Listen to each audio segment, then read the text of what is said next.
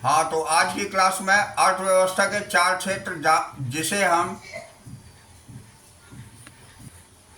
हाँ, तो आज की क्लास में इस टॉपिक से स्टार्ट करता हूँ, जिसमें कि हम पहला टॉपिक देखेंगे अर्थव्यवस्था के चार क्षेत्र जिसे हम फोर सेक्टर्स ऑफ इकोनॉमी कहते हैं।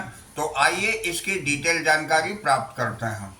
तो समष्टि दृष्टिकोण से अर्थव्यवस्था को प्राय चार क्षेत्रों में बांटा जाता है। जैसे अर्थव्यवस्था के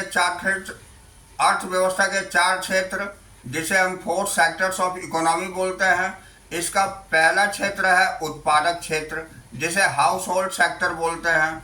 दूसरा क्षेत्र परिवार क्षेत्र है, जिसे हम प्रोड्यूसर सेक्टर बोलते हैं। तीसरा क्षेत्र सरकारी क्षेत्र है, जिसे हम गवर्नमेंट सेक्टर बोलते हैं। और चौथा क्षेत्र विदेशी क्षेत्र, इसे शेष विश्व क्षेत्र भी कहा जाता है, यानी कि the external sector, also called rest of the world sector. तो ये चार क्षेत्र हैं। अब आइए इसके बारे में डिटेल जानकारी प्राप्त करेंगे।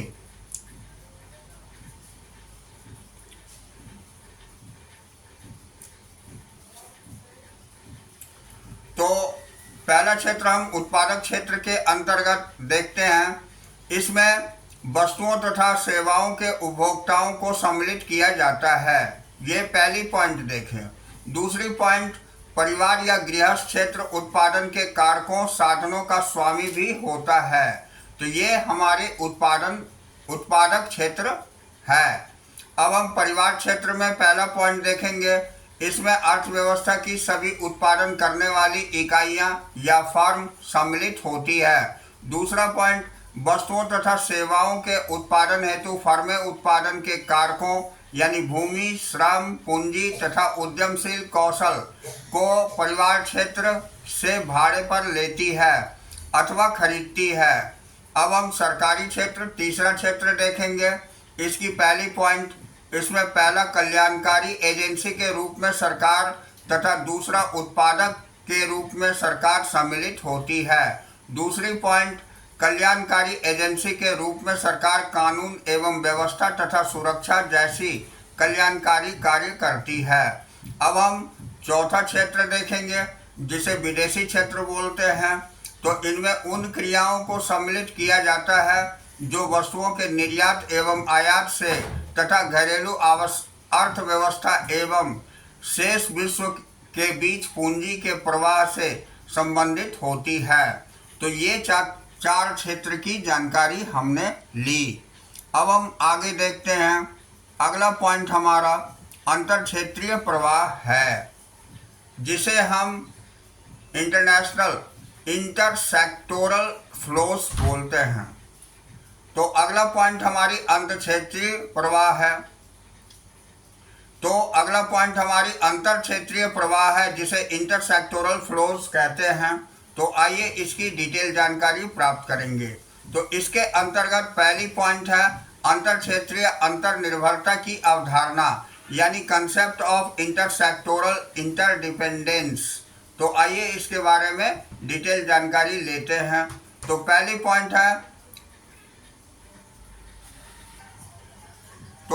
पॉइंट अर्थव्यवस्था का प्रत्येक क्षेत्र एक प्रकार से या अन्य प्रकार से अन्य क्षेत्र पर निर्भर करता है। इसे अंतर क्षेत्रीय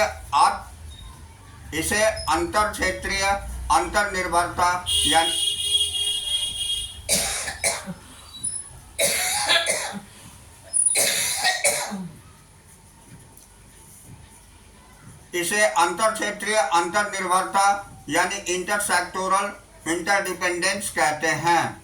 तो आइए अब हम आगे देखते हैं। तो निम्नलिखित अवलोकन अंतर क्षेत्रीय अंतर्निर्भरता पर प्रकाश डालते हैं, जिसमें पहला है कि परिवार क्षेत्र यानी हाउस होल्ड सेक्टर वस्तुओं तथा सेवाओं की पूर्ति के लिए उत्पादक क्षेत्र यानी प्रोड्यूसर सेक्टर पर निर्भर करता है, जो उनके उपभोग के लिए आवश्यक होता है। दूसरा पॉइंट है उत्पादक क्षेत्र उत्पादन के कारकों यानी फैक्टर्स ऑफ प्रोडक्शन अर्थात कारक सेवाएं यानी फैक्टर सर्विसेज की पूर्ति के लिए परिवार क्षेत्र पर निर्भर करता है, जो वस्तुओं तथा सेवाओं के उत्पादन के लिए आवश्यक होता है। अब तीसरा है सरकारी क्षेत्र,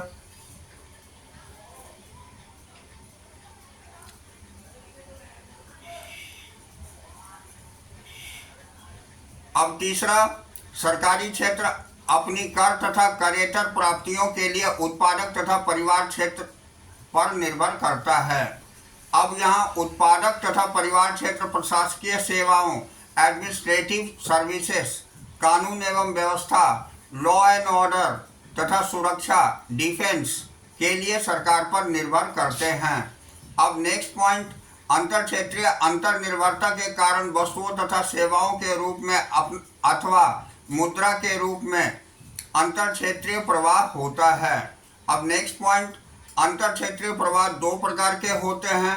पहला होता है मुद्रा के रूप में अंतर क्षेत्रीय प्रवाह को मौद्रिक प्रवाह यानी मनी फ्लो कहा जाता है, और दूसरा है वस्तुओं तथा सेवाओं के रूप में अंतर क्षेत्रीय प्रवाह को वास्तविक प्रवाह यानी रियल फ्लो कहा जाता है। तो अब हम नेक्स्ट पॉइंट देखेंगे, वास्तविक प्रवाह की अवधारणा, जिसे हम कंसेप्ट ऑफ रियल फ्लोस कहते हैं। तो आइए इसकी डिटेल जानकारी प्राप्त करते हैं।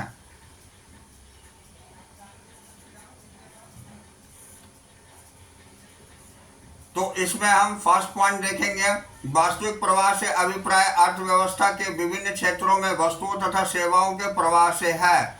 वास्तविक प्रवाह के कुछ उदाहरण इस प्रकार हैं। पहला है परिवार क्षेत्र से उत्पादक क्षेत्र की ओर कारक सेवाओं का प्रवाह। दूसरा है उत्पादक क्षेत्र से परिवार क्षेत्र की ओर वस्तुओं तथा सेवाओं का प्रवाह। अब चित्र 2.2 सरल दो क्षेत्रीय अर्थव्यवस्था की स्थिति में वास्तविक प्रवाह की व्याख्या करता है। इस अर्थव्यवस्था में केवल दो क्षेत्र होते हैं। पहला होता है परिवार यानी गृहस्थ क्षेत्र, जिसे हम हाउस होल्ड सेक्टर बोलते हैं, और तथा दूसरा होता है उत्पादक क्षेत्र, जिसे हम प्रोड्यूसर सेक्टर बोलते हैं। तो आइए इसे हम फ्लो चार्ट में देखते हैं।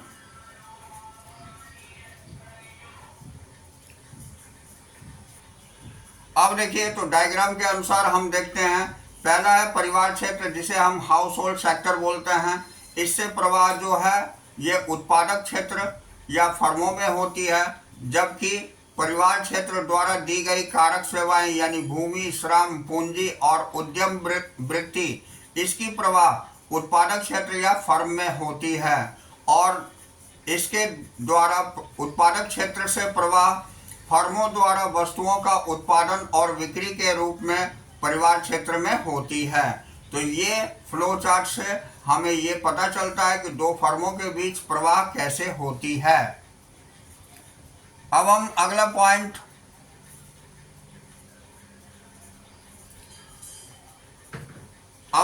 पॉइंट मौद्रिक प्रवाह की अवधारणा, जिसे कंसेप्ट ऑफ मनी फ्लोज कहते हैं, इसकी जानकारी लेंगे। तो इसमें पहली पॉइंट है मौद्रिक प्रवाह से अभिप्राय अर्थव्यवस्था के विभिन्न क्षेत्रों में मुद्रा के प्रवाह से है। मौद्रिक प्रवाह के कुछ उदाहरण इस प्रकार हैं, जैसे पहला उत्पादक क्षेत्र से परिवार क्षेत्र की ओर कारक भुगतानों का प्रवाह, कारक सेवाओं की खरीद के कारण। अब दूसरा है परिवार क्षेत्र से उत्पादक क्षेत्र की ओर मुद्रा का प्रवाह, यानी वस्तुओं तथा सेवाओं की खरीद के कारण। तो यह ध्यान देने की आवश्यकता है कि मौद्रिक प्रवाह वास्तविक प्रवाह के केवल व्युत्क्रम यानी रेसिप्रोकल होते हैं। अब हम चित्र 2.3 सरल दो क्षेत्रीय अर्थव्यवस्था की स्थिति को मौद्रिक प्रवाह की व्याख्या करता है, इसकी डिटेल जानकारी लेंगे। तो आइए हम डायग्राम में देखते हैं। तो यहाँ पर हमारी परिवार क्षेत्र है। अब परिवार क्षेत्र से ये वस्तुओं की खरीद पर व्यय इसके द्वारा जो होती है ये उत्पादक क्षेत्र में जाती है, और उत्पादक क्षेत्र या फर्म के द्वारा प्रवाह जो है फिर कारक सेवाओं के लिए भुगतान, जैसे लगान, मजदूरी और ब्याज और लाभ के द्वारा ये फिर परिवार क्षेत्र में आ जाती है। तो इस तरह ये फ्लो चलती रहती है। अब आगे अगला टॉपिक हम देखेंगे, जो कि हमारी वास्तविक प्रवाह तथा मुद्रा प्रवाह के बीच संबंध और अंतर है, जिसे हम relationship and differences between real flows and money flows कहते हैं। तो आइए इसकी जानकारी लेते हैं। तो प्रत्येक मौद्रिक प्रवाह वास्तविक प्रवाह का एक व्युत्क्रम है। अतः परिवार के उत्पादकों की और मुद्रा का प्रवाह वस्तुओं के खरीद के लिए उत्पादकों से परिवार की और वस्तुओं के वास्तविक प्रवाह का व्युत्क्रम होता है। इसी प्रकार उत्पादकों से परिवार की और मौद्रिक प्रवाह कारक सेवाओं के भुगतान के लिए परिवारों से उत्पादकों की और कारक सेवाओं के वास्तविक प्रवाह का व्युत्क्रम होता है। अब वास्तविक प्रवाह नेक्स्ट पॉइंट है। वास्तविक प्रवाह तथा मौद्रिक प्रवाह में कुछ महत्वपूर्ण अंतर इस प्रकार है, जिसे हम तालिका में देखते हैं। तो वास्तविक प्रवाह बनाम मौद्रिक प्रवाह, जिसे हम real flows versus money flows कहते हैं। तो आइए इसकी डिफरेंसेस देखते हैं। तो इसमें पहला है अर्थ। तो सबसे पहले हम अर्थ वास्तविक प्रवाह यानी रियल फ्लोज में देखेंगे। तो वास्तविक प्रवाह से अभिप्राय अर्थव्यवस्था के विभिन्न क्षेत्रों में वस्तुओं तथा सेवाओं के प्रवाह से है, जबकि मौद्रिक प्रवाह का अर्थ, जिसे मनी फ्लोज कहते हैं, मौद्रिक प्रवाह से अभिप्राय अर्थव्यवस्था के विभिन्न क्षेत्रों में मुद्रा के प्रवाह से है। अब हम दूसरी पॉइंट प्रकृति देखेंगे, जिसे हम नेचर बोलते हैं। तो वास्तविक प्रवाह में यह विभिन्न क्षेत्रों के मध्य भौतिक वस्तुओं तथा सेवाओं का प्रवाह है। तदनुसार इसे भौतिक प्रवाह यानी फिजिकल फ्लो भी कहा जाता है। अब हम मौद्रिक प्रवाह के अंतर्गत देखेंगे। यह क्षेत्रों में मध्य मौद्रिक लेन देनों का प्रवाह है। तदनुसार इसे मौद्रिक प्रवाह यानी नॉमिनल फ्लोज भी कहा जाता है। अब तीसरी पॉइंट हम प्रभाव देखेंगे, जिसे इम्पैक्ट बोलते हैं। तो वास्तविक प्रवाह के उच्च स्तर के कारण सदैव अर्थव्यवस्था में उत्पादन का उच्च स्तर प्राप्त होता है। अब यहाँ प्रभाव में मौद्रिक प्रवाह के उच्च स्तर के कारण अर्थव्यवस्था में आवश्यक रूप से उत्पादन का उच्च स्तर प्राप्त नहीं होता है।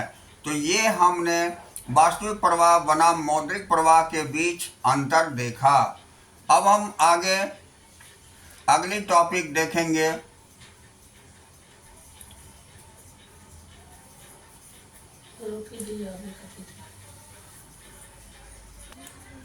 तो हमारी अगली पॉइंट है आय का चक्रीय प्रवाह, जिसे हम सर्कुलर फ्लो ऑफ इनकम बोलते हैं।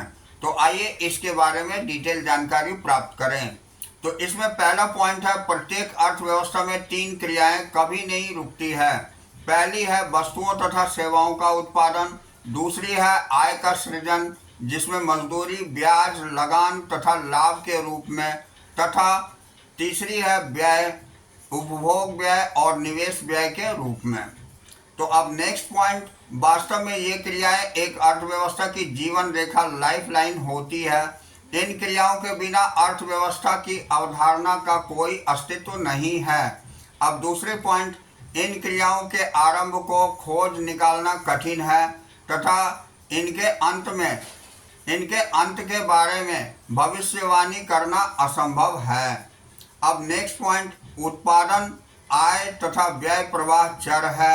ये एक वृत्त की भांति अस्तित्व में है, जिनका ना कोई आरंभ और ना ही कोई अंत होता है। तो ये हमने आय की चक्रीय प्रवाह देखा। अब हम इसी के अंतर्गत नेक्स्ट पॉइंट, जो हमारी आय के चक्रीय प्रवाह का अर्थ है, यानी meaning of circular flow of income, इसकी जानकारी लेंगे। तो यहाँ आय के चक्रीय प्रवाह से अभिप्राय उत्पादन, आय सृजन तथा व्यय की न समाप्त होने वाली क्रियाओं के प्रवाह से है। इससे अर्थव्यवस्था के विभिन्न क्षेत्र, विशेषकर उत्पादक तथा परिवार जुड़े हुए हैं। अब अगली पॉइंट, चक्रीय प्रवाह के तीन अवस्थाएं होती है, जिसे हम 3 फेजेस ऑफ सर्कुलर फ्लो कहते हैं। तो आइए इसे हम जानते हैं। तो इसमें पहली पॉइंट, चक्रीय प्रवाह की तीन अवस्थाएं इस प्रकार है। पहला है उत्पादन की अवस्था, दूसरा आय सृजन की अवस्था, इसे वितरण की अवस्था भी कहते हैं, तथा तीसरा है व्यय यानी विन्यास की अवस्था। तो ये तीन अवस्थाएं चक्रीय प्रवाह की होती है। अब हम आगे देखेंगे।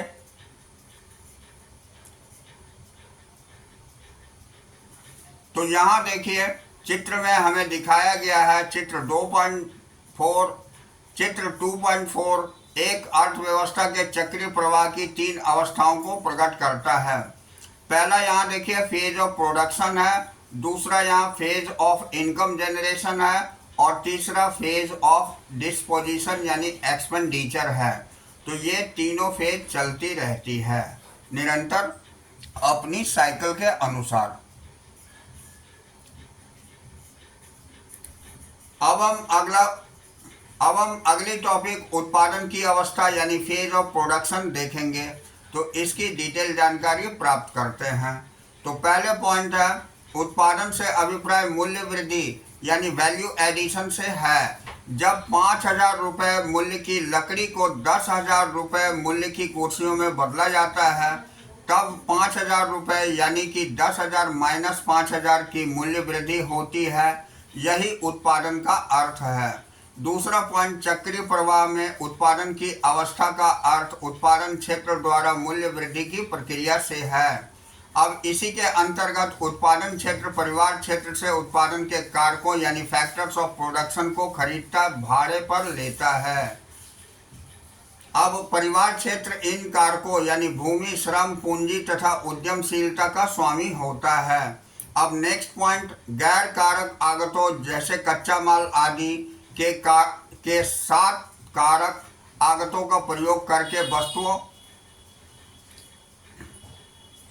अब अगली पॉइंट गैर कारक आगतों यानी कच्चा माल आदि के साथ कारक आगतों का प्रयोग करके वस्तुओं तथा सेवाओं का उत्पादन किया जाता है।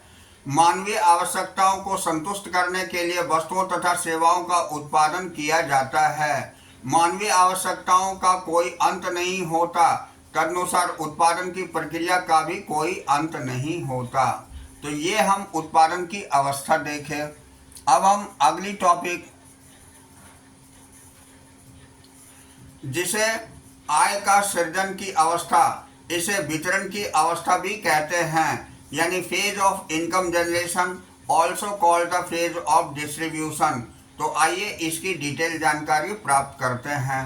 तो इसमें पहली पॉइंट है परिवार या गृहस्थ क्षेत्र। उत्पादकों ने अपनी कारक सेवाओं यानी फैक्टर सर्विसेज के बदले में कारक भुगतान प्राप्त करते हैं। भुगतान निम्नलिखित रूप से हो सकते हैं। पहला है भूमि को लगान, दूसरा है पूंजी को ब्याज और तीसरा श्रम को मजदूरी या वेतन अथवा चौथा उद्यमशीलता को लाभ प्राप्त होता है। अब नेक्स्ट पॉइंट परिवारों के दृष्टिकोण से यह कारक आय या साधन आय होती है।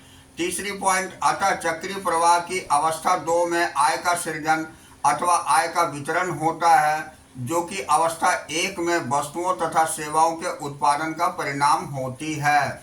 अब नेक्स्ट इस प्रकार मूल्य वृद्धि को कारक आय में बदला जाता है। तो ये हमारी आय सृजन की अवस्था थी। अब अगली टॉपिक जो हमारी व्यय या विन्यास की अवस्था है, जिसे हम फेज ऑफ डिस्पोजिशन और एक्सपेंडिचर बोलते हैं। तो आइए इसकी डिटेल जानकारी लेते हैं। तो इसमें पहली पॉइंट है परिवारों द्वारा अंतिम वस्तुओं की खरीद के कारण उपभोग व्यय यानी कंजम्पशन एक्सपेंडिचर होता है। अब दूसरा पॉइंट है उत्पादकों द्वारा अंतिम वस्तुओं की खरीद के कारण निवेश व्यय यानी इन्वेस्टमेंट एक्सपेंडिचर होता है। तीसरी अवस्था है इस प्रकार अवस्था 3 में आय को खर्च किया जाता है, जो अवस्था 2 में आय का सृजन का परिणाम होता है। तो इस तरह व्यय या विन्यास की 3 अवस्थाएं होती है। अब तीनों अवस्थाओं का सारांश हम देखते हैं, जिसे हम समिंग अप ऑफ 3 फेजेस कहते हैं। तो आइए इसकी डिटेल जानकारी हम प्राप्त करते हैं। तो इसमें पहली पॉइंट है चक्रीय प्रवाह की 3 अवस्थाएं कभी समाप्त न होने वाली मानी जाती है और निम्नलिखित प्रकार से सदैव चलती रहती है। पहला पॉइंट है वस्तुओं तथा सेवाओं के उत्पादन से आय का सृजन होता है, आय के सृजन से आय का विन्यास होता है और आय के विन्यास से वस्तुओं तथा सेवाओं की मांग सृजित होती है। जिसके कारण पुनः वस्तुओं या सेवाओं की मांग उत्पन्न होती है। अब नेक्स्ट है, अतः वस्तुओं तथा सेवाओं के उत्पादन, आय के सृजन तथा आय के व्यय का प्रवाह बिना रुके चलता रहता है। प्रत्येक प्रवाह अन्य प्रवाह का पीछा करता रहता है, तभी इसे चक्रीय प्रवाह यानी सर्कुलर फ्लो कहते हैं। अब तीसरी पॉइंट है, तीनों अवस्थाओं को ध्यान में रखते हुए हम पाते हैं कि अर्थव्यवस्था के दो क्षेत्र में, जिसमें उत्पादन यानी कि वस्तुओं तथा सेवाओं का मूल्य बराबर होता है,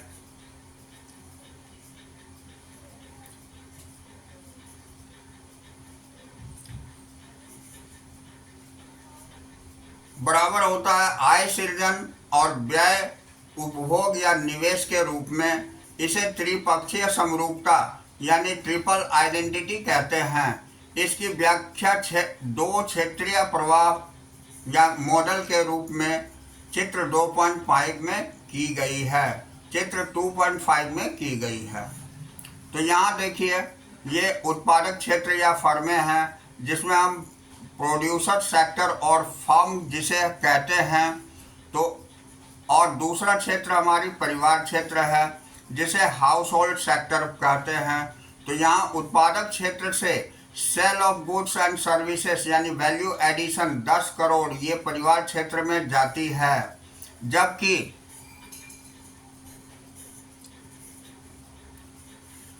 जबकि परिवार क्षेत्र से ये सेल और factor services, land, labour, capital, entrepreneurship ये 10 करोड़ रुपए आपकी उत्पादक क्षेत्र या फर्मों में आती है।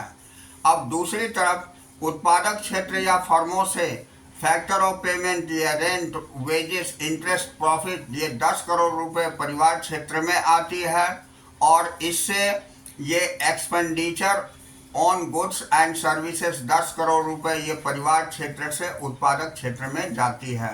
तो इस तरह क्षेत्रीय अर्थव्यवस्था में चक्रीय प्रवाह का मॉडल यहाँ चित्रित किया गया है, जिसकी जानकारी हम लोग प्राप्त किए।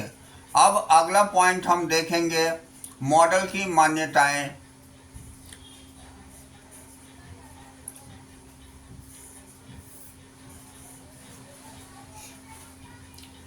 तो अगला पॉइंट हमारी मॉडल की मान्यताएं हैं, जिसे हम एजम्पशन ऑफ मॉडल बोलते हैं। तो आइए इसकी डिटेल जानकारी प्राप्त करते हैं। तो यहाँ चित्र 2.5 में दिया गया चक्रीय प्रवाह मॉडल निम्नलिखित मान्यताओं पर आधारित है। पहला है, अर्थव्यवस्था के केवल दो क्षेत्र अर्थात परिवार क्षेत्र तथा उत्पादक क्षेत्र ही पाए जाते हैं। दूसरा है, परिवार क्षेत्र अपनी समस्त आय को उपभोग पर व्यय करता है, इसलिए इसे कोई बचत नहीं होती। तीसरी पॉइंट है, घरेलू अर्थव्यवस्था एक बंद अर्थव्यवस्था होती है, अर्थात इसमें कोई आयात या निर्यात नहीं होता। चौथी पॉइंट है, घरेलू अर्थव्यवस्था में कोई सरकार नहीं होती। अब ये मॉडल की मान्यताएं थी। अब हम इसके अवलोकन यानी ऑब्जर्वेशन देखेंगे। तो यहाँ हमारी अवलोकन या ऑब्जर्वेशन है, इसकी डिटेल जानकारी प्राप्त करते हैं। तो पहली पॉइंट है, यह मॉडल निम्नलिखित अवलोकन प्रदान करता है। पहला है, फर्मों द्वारा किया गया कारक भुगतान बराबर होता है फर्मों द्वारा की गई मूल्य वृद्धि, अतः मूल्य वृद्धि कारक भुगतान में परिवर्तित हो जाती है, बराबर 10 करोड़ रुपए। अब दूसरा है, फर्मों द्वारा वस्तुओं तथा सेवाओं का कुल उत्पादन बराबर होता है परिवार क्षेत्र द्वारा वस्तुओं तथा सेवाओं पर किया गया कुल व्यय। अब अतः समस्त आय वस्तुओं तथा सेवाओं के लिए किया गया व्यय में परिवर्तित होता है, बराबर है 10 करोड़ रुपए। अब तीसरा होता है मूल्य वृद्धि, जो बराबर होता है आय सृजन के, और ये भी बराबर हो जाता है वस्तुओं तथा सेवाओं पर किया गया व्यय के। तो इस प्रकार त्रिपक्षीय समरूपता यानी ट्रिपल आइडेंटिटी होती है। अब मौद्रिक प्रवाह केवल वास्तविक प्रवाह की मौद्रिक अभिव्यक्ति यानी मॉनेटरी एक्सप्रेशन है। संक्षेप में चक्रीय प्रवाह मॉडल से ज्ञात होता है कि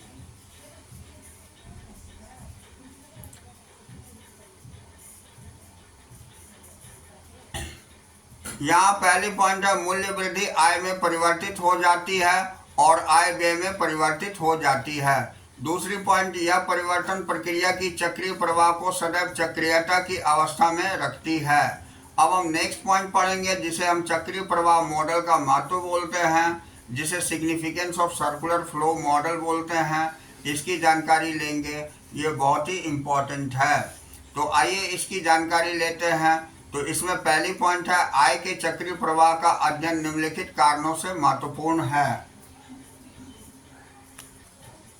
तो इसमें हम पहली पॉइंट देखते हैं, राष्ट्रीय आय का अनुमान।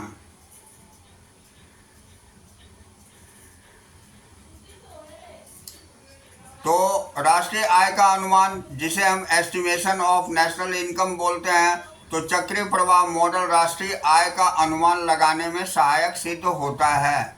तो इसी के अंतर्गत राष्ट्रीय आय किसी देश के उत्पादक क्षेत्र से परिवार क्षेत्र की ओर प्रवाहित कुल कारक आय, यानी लगान प्लस लाभ प्लस मजदूरी प्लस व्यय प्लस ब्याज का जोड़ है। अब नेक्स्ट है, इसे उत्पादक क्षेत्र से अर्थव्यवस्था के अन्य क्षेत्रों की ओर प्रवाहित होने वाली वस्तुओं तथा सेवाओं के बाजार मूल्य के रूप में भी परिभाषित किया जा सकता है। अब अगली पॉइंट है, इसे उत्पादक क्षेत्र द्वारा उत्पादित वस्तुओं तथा सेवाओं पर किए गए व्यय के कुल जोड़ के रूप में भी परिभाषित किया जा सकता है।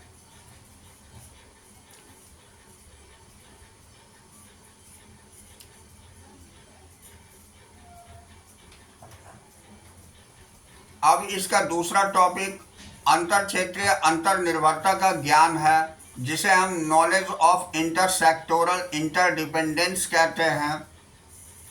तो एक चक्रीय प्रवाह मॉडल अर्थव्यवस्था के विभिन्न क्षेत्रों में पाई जाने वाली परस्पर निर्भरताओं को समझाने में सहायक होती है। तो इसे हम फर्स्ट बोलते हैं, हमें यह ज्ञात होता है कि किस प्रकार उपभोक्ता उत्पादकों पर निर्भर है एवं इसके विपरीत भी।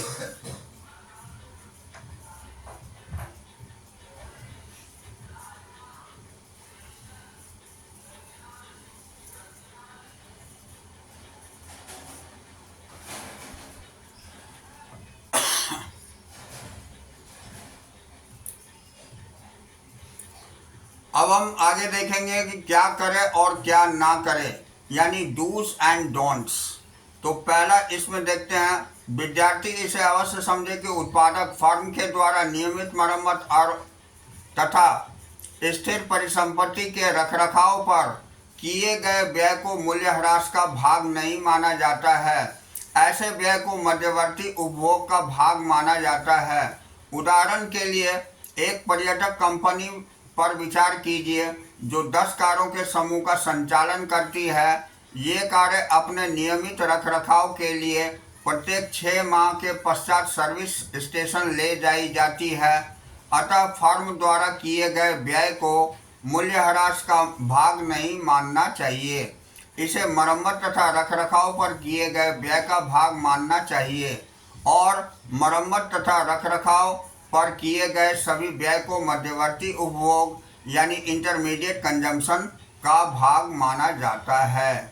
अब इस पर्यटक कंपनी के लिए मूल्यह्रास का अनुमान समय की एक अवधि के दौरान कारों जो प्रयोग में है के मूल्य की हानि के रूप में लगाया जाता है।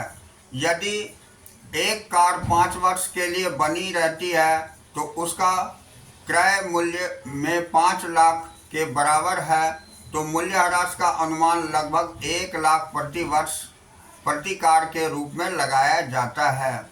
इस कारण 10 कारों का कुल मूल्यह्रास 10 लाख रुपए प्रति वर्ष के बराबर होगा। तो ये हमें जानकारी प्राप्त हुई। अब दूसरी टॉपिक देखेंगे।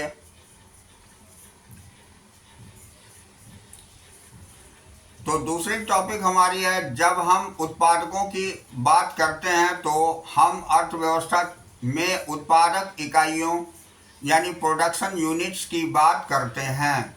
यह उत्पादक इकाइयां हैं जो अपने स्वामियों के उत्पादन के कारकों को भाड़े पर लेती या खरीदती है परिवार या गृहस्थ उत्पादन के कारकों के स्वामी होते हैं। परिवार फर्मों का उत्पादन के कारक यानी भूमि, श्रम, पूंजी तथा उद्यमी कौशल की बिक्री या पूर्ति करते हैं। इन उत्पादन के कारकों, जिन्हें कारक सेवाएं भी कहते हैं, का प्रयोग करने के लिए पुरस्कार के रूप में फर्में परिवारों को भुगतान करती है। अब भूमि, लैंड के प्रयोग के लिए किराया, रेंट दिया जाता है और पूंजी, कैपिटल के प्रयोग के लिए ब्याज यानी इंटरेस्ट दिया जाता है। श्रम यानी लेबर के प्रयोग के लिए मजदूरी, वेजेस दी जाती है और उद्यमियों की कुशलता यानी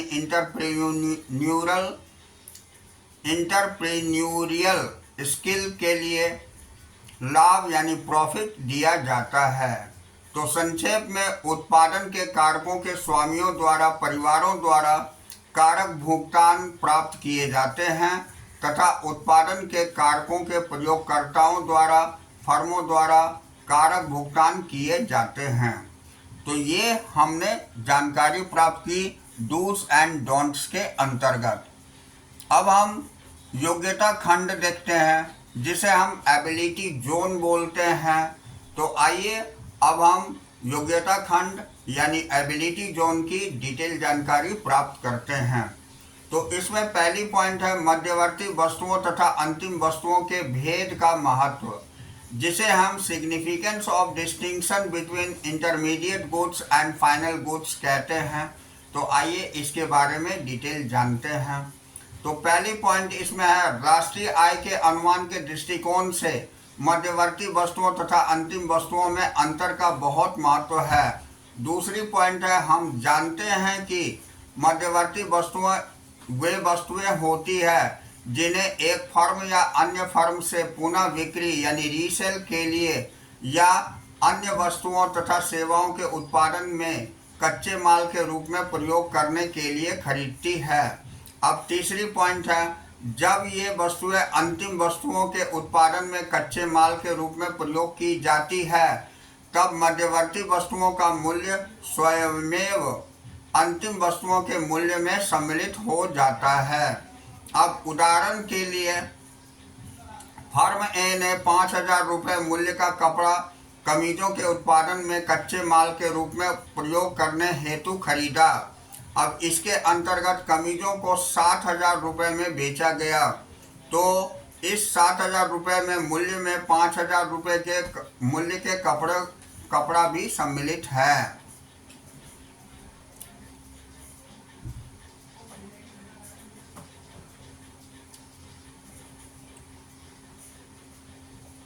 अब इसी के अंतर्गत अतः राष्ट्रीय आय की गणना में केवल अंतिम वस्तुओं का मूल्य अर्थात 7,000 रुपये मूल्य की कमीजों को ही सम्मिलित किया जाएगा। अब दूसरी बात है कपड़ों का मूल्य 5,000 मध्यवर्ती वस्तुओं का मूल्य है यानी बराबर होती है मध्यवर्ती लागत या मध्यवर्ती उपभोग और इसलिए इसे राष्ट्रीय उत्पाद यानी राष्ट्रीय आय में सम्मिलित नहीं किया जाएगा। अब इससे आगे की पॉइंट हम देखते हैं। तो अगली पॉइंट में हमें दिया गया है यदि हम मध्यवर्ती वस्तुओं के मूल्य को भी शामिल कर लेते हैं तो राष्ट्रीय उत्पाद का मूल्य 12,000 यानी 7,000 प्लस 5,000 हो जाएगा। यह दोहरी गिनती डबल काउंटिंग का कारण बनता है क्योंकि कपड़े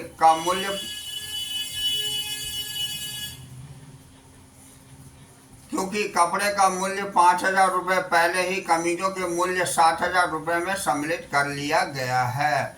अब नेक्स्ट पॉइंट अतः राष्ट्रीय उत्पाद यानी राष्ट्रीय आय की गणना करते समय केवल अंतिम वस्तुओं के मूल्य को लेना चाहिए। अब इसी के अंतर्गत हम नेक्स्ट टॉपिक देखेंगे। तो अगली टॉपिक हमारी चक्रीय प्रवाह का विस्तार तथा संकुचन यानी समावेश तथा वापसी है। तो expansion of contraction of circular flow जिसे हम इंजेक्शंस एंड लीकेज बोलते हैं। तो आइए इसकी डिटेल जानकारी प्राप्त करते हैं। तो इसमें पहली पॉइंट है चक्रीय प्रवाह जिसे आय का चक्रीय प्रवाह भी कहते हैं का विस्तार या संकुचन कर सकते हैं। आय के चक्रीय प्रवाह के विस्तार से अभिप्राय अर्थव्यवस्था में आय या उत्पादन की स्तर में वृद्धि का होना है। दूसरी ओर चक्रीय प्रवाह के संकुचन से अभिप्राय अर्थव्यवस्था में आय या उत्पादन के स्तर में कमी का होना है। अब नेक्स्ट पॉइंट, चक्रीय प्रवाह के विस्तार समावेशों यानी इंजेक्शन के कारण होता है, जबकि संकुचन वापसी विड्रॉल के कारण होता है। अब हम समावेश या भरण यानी इंजेक्शंस देखते हैं।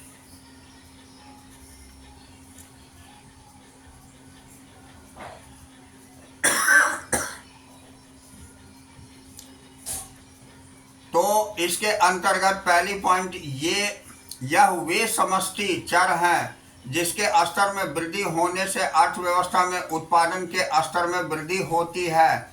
इनमें शामिल है, पहला सरकारी उपभोग व्यय, दूसरा सरकारी निवेश व्यय तथा तीसरा निर्यात विदेशियों द्वारा घरेलू उत्पाद पर व्यय। अब अगली पॉइंट, इनमें से किसी एक चर में वृद्धि का अर्थ घरेलू अर्थव्यवस्था में उत्पादित वस्तुओं की मांग के स्तर में वृद्धि का होना है।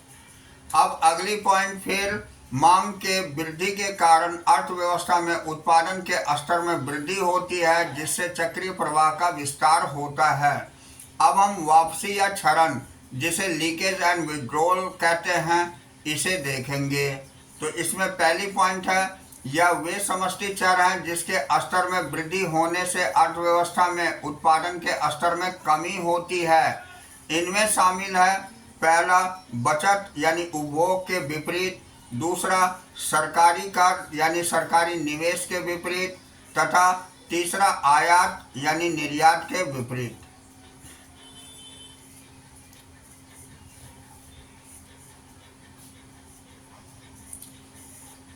तो अगली पॉइंट हम देखते हैं, इन चरों में से किसी के भी स्तर में वृद्धि का अर्थ घरेलू अर्थव्यवस्था में उत्पादित वस्तुओं की मांग के स्तर में कमी का होना है। अब दूसरी पॉइंट, इसके कारण अर्थव्यवस्था में उत्पादन के स्तर में कमी होती है, जिसका अर्थ चक्रीय प्रवाह का संकुचन है। अब तीसरी पॉइंट, यदि आपसी या लीकेज का समावेश इंजेक्शन के बिल्कुल बराबर कर दिया जाए तो आय के चक्रीय प्रवाह को स्थिर यानी स्टेबल रखा जा सकता है। अब नेक्स्ट टॉपिक हम पढ़ेंगे, इसी के अंतर्गत मुद्रा का चक्रीय प्रवाह कभी क्यों नहीं रुकता है, यानी why does the circular flow और मनी नेवर स्टॉप्स। तो आइए इसकी जानकारी लेते हैं।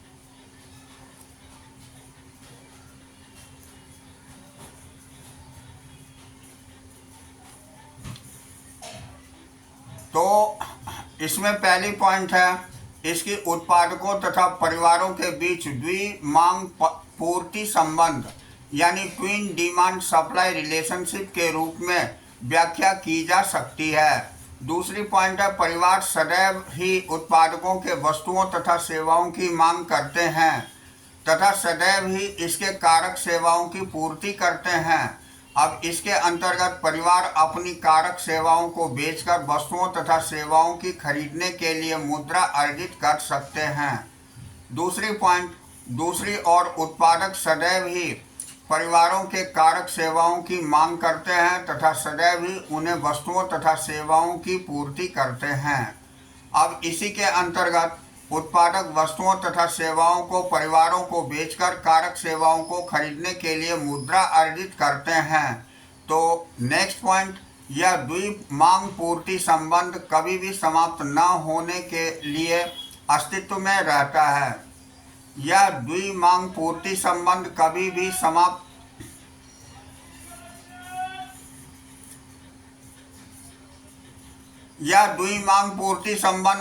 समाप्त न होने के लिए अस्तित्व में रहता है, क्योंकि यह मनुष्यों को जीवित रखने से संबंधित है। तदनुसार मुद्रा का चक्रीय प्रवाह कभी नहीं रुकता। तो इस तरह हमने ये पूरी चैप्टर की जानकारी ली। आज की क्लास मैं यहीं ऑफ करता हूँ। नेक्स्ट डे फिर अगली चैप्टर में हम मिलेंगे। तो that's all for today. We will meet again on the next class.